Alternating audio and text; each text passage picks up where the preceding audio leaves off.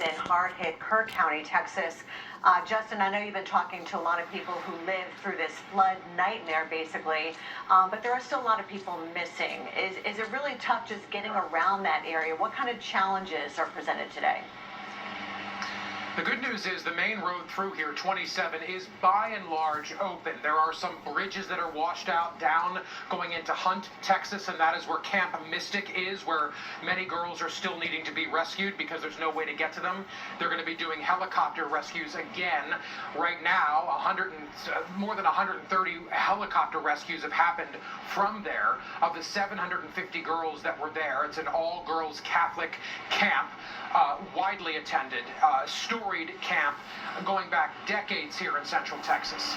And there are still 23 to 25 people, some of them young girls, still missing. And we're still trying to figure out what that variation of that 2 is, 23 to 25.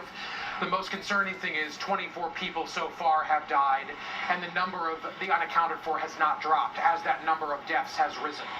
So you can only expect the number of deaths to continue to rise. That's the reality of the situation, being realistic.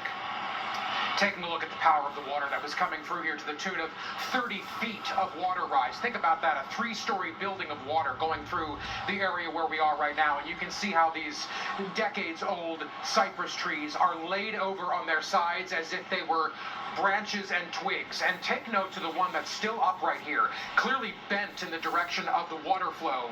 But look how the bark is stripped off that tree. Can you imagine the power of the flow of the water and what it must have been to do that?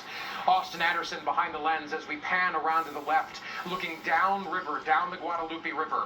You can see the state of other trees that are bent and snapped and just mangled by what was a shredder of a body of water yesterday morning. There was a young girl found 12 miles down this river.